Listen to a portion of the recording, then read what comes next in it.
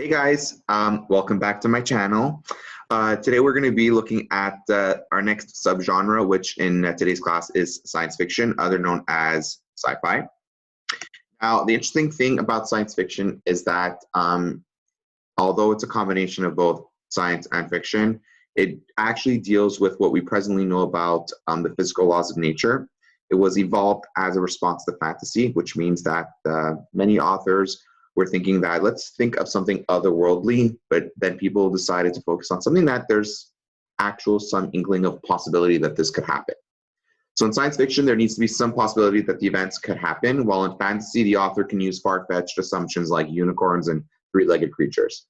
Now, the first true science fiction novel was in fact Frankenstein by Mary Shelley, and a lot of people think, well, it's a story about a zombie, and it's more supernatural or part of the horror genre than we think. But because of what they included, which involved a lot of science and scientific experiments, it was classified as science fiction.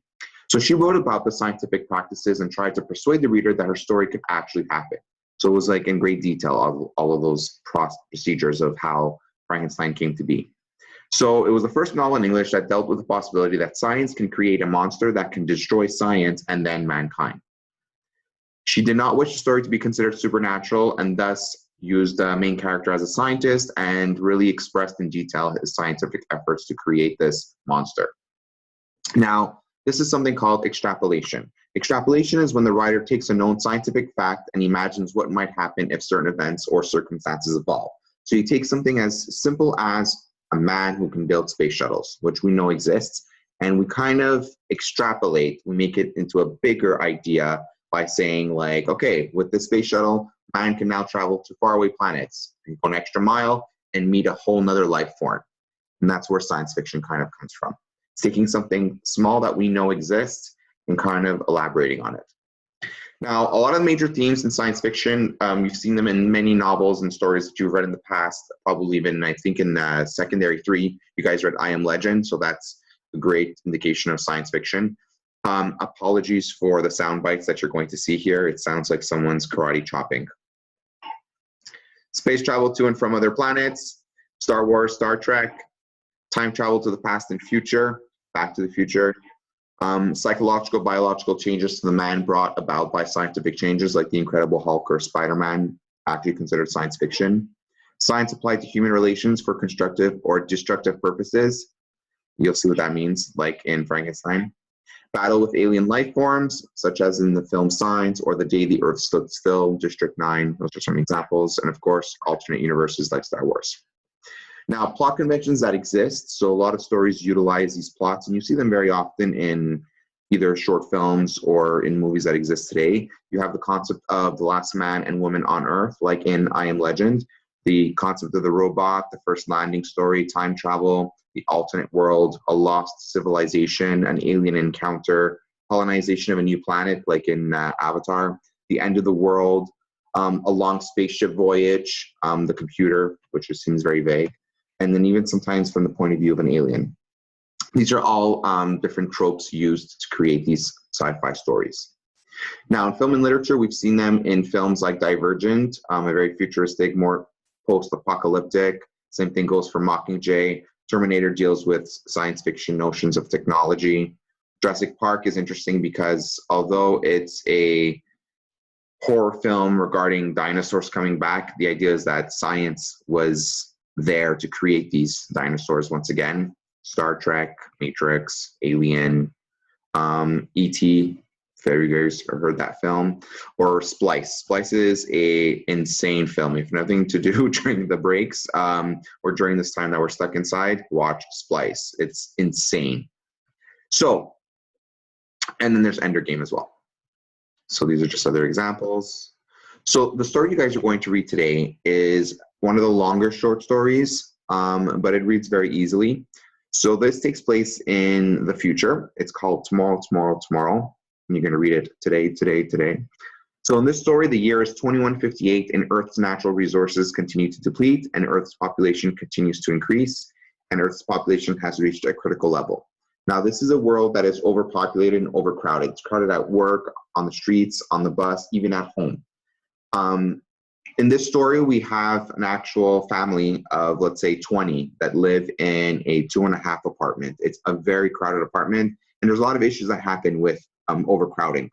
So when we look at this idea of tomorrow, we look at the concept of overpopulation. So this is a story written by an American science fiction author named Kurt Vonnegut Jr., one of the most prominent authors in contemporary literature. You guys will definitely come across this author once more in CEGEP, but we're going to look at how he handles the issues of overpopulation. So the word population, fun facts, in 1804 was actually at 1 billion, which doesn't seem that much compared to, if you kind of scroll down, we get to 2019, is 7.2 billion. So we're really dealing with a lot. Now, here, based on the stats that I found, it says here that the world's population increases by 2.3 people each second. Now, I'm not telling you that 2 people are born and then like another baby's born with just like 2 limbs and like a leg or something, but it just shows you at the rate that they come into life. So this is what the world looks like today, green and beautiful, but because of overpopulation, we're literally over-consuming all of the natural resources, which then transforms into something like this. Now, the problems that are caused by overpopulation, that honestly, we kind of see it in today's society, which unfortunately we're dealing with it right now. So the fact is that there's a lack of food as an issue. So 25,000 people die every day of malnutrition because of this. There's lack of water. More than 1 billion people on the earth actually lack access to adequate water supplies, which affects them, their cleanliness, and even agriculture. Oil and fossil fuels, so the fact that there's not much of non-renewable energy that's being used, that's an issue. So it's very hard for people to kind of live their lives. Air quality, so more people means more cars and factories that pollute. Ozone layer, many industries still release CFCs into the atmosphere, and it decreases and destroys the protective ozone layer, and this actually decreases by 4% every decade. Overcrowding in general is horrible because too many people living in a small space can lead to many problems. Hygiene is an issue, violence, unemployment, air pollution. It's a lot easier for infectious diseases to spread, which is one of the reasons why in overpopulated countries and continents, the COVID-19 actually spread a lot quicker than we would like.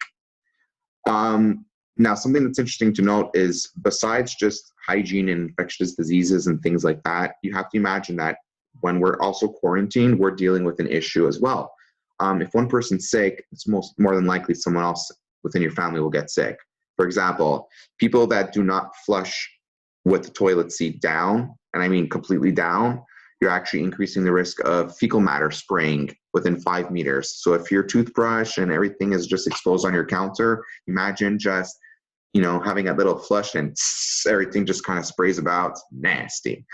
So be careful with that. That's why a lot of people, when they brush their teeth, they have like those covers to protect it, because imagine taking a toothbrush after like a sibling or a parent just like released a big, large poop, and then all of a sudden you're like, yeah, it's nasty. Okay.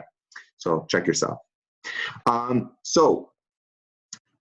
In addition, we have also conflicts and war. So people fight, they die for access to land, food, water, and oil.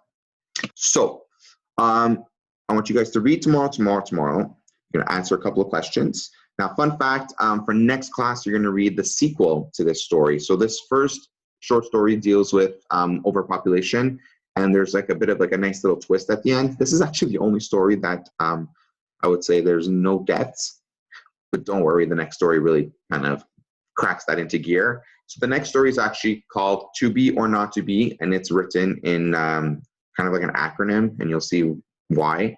And it's a story that deals with the solution to overpopulation, which is a very twisted thing that I'm looking forward to you guys reading. It's one of my favorite stories. So enjoy, and hope to hear from you guys soon. Take care.